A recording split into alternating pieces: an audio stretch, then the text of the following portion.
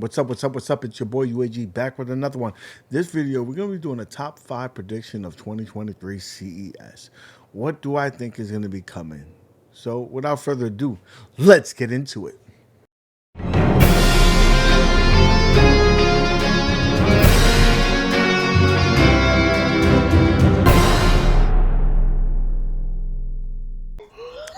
So with my 5th pick, I'm coming in with Time Crisis. Time Crisis was part of the GameFly leak, so we have to believe that's coming very, very soon. It would be a good time to come out in CES. We're talking about Time Crisis, Point Blank 1 and 2, and Steel Gunner. To round it off, that was what's on those leaks and articles. So you gotta believe that that's coming soon, and it would be a good time to drop that during CES, get everybody hyped for the next gun game.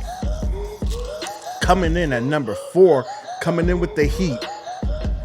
We was excited when we heard that the Pro cabinets are coming, but maybe we weren't so excited for it being Killer Instinct. But the next one, I think they have to hit it out the park, and what better way to hit it out the park than with one of their favorite publishers that they've been a top seller with, Capcom. Come out with the Street Fighter 2 Capcom Pro cabinet.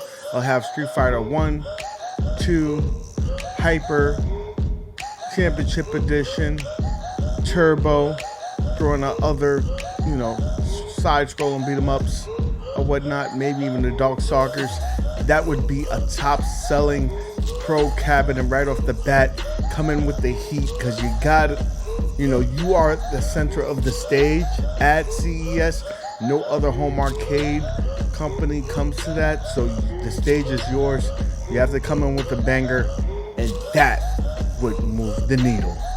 Coming in at number 3 with the heat would be, I know this is gonna be a bit okay, but I think we're gonna be coming with an 80s driving cabinet, because we haven't given them the 80s that much love, but I think this particular title would get people excited. It's relatively simple to run on their hardware, and I think people would love it. I'm talking about off-road, super sprinter, those racing games. Those would be awesome. I think that would move the needle. I think people would get excited about that. Those would be the ones that I think they could go there. They probably could throw some more in there. Either, I think Super Sprint would be the marquee title. Throw yourself two steering wheels on there. 3 would be too much of a crowd. They had a 2-player version on there. John D has spoken about that on a number of interviews on my channel. So I think that's something that they could do easily with the hardware. They could do it right. It would be, can they do it at the right price point? Can they make those wheels feel good playing them? And they can build that nostalgia back. Because that's one cabinet that you are not going to be doing a sit down. That's a stand-up cabinet. It's right in their wheelhouse. They can make it look good. They can make it look right. And people would want that in their collection. And that's the number 3 spot. Number 2. Okay.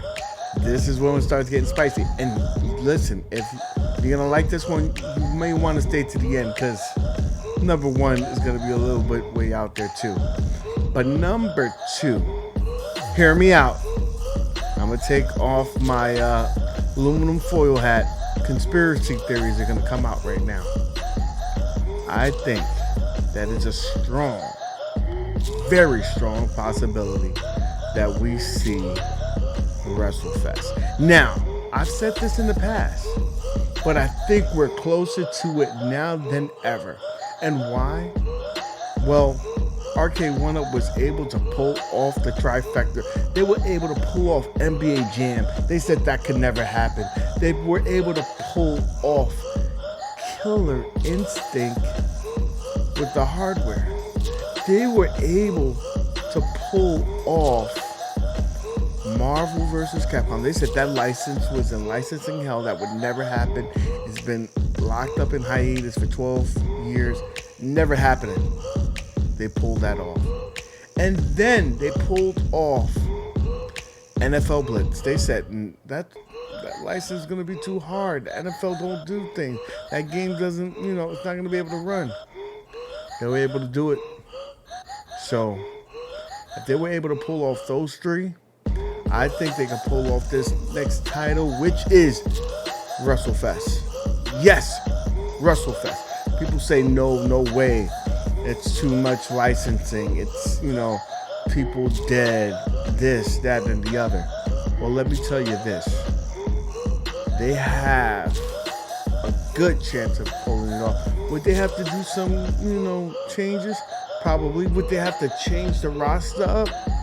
Quite possibly. But I think they can make it happen. And the biggest thing is changing the WWF to WWE. And they've done that in the past. So what titles can we see on this cabinet? I'm thinking we're going to see WrestleFest, All-Stars, maybe even Mania and some of those other Technos wrestling games.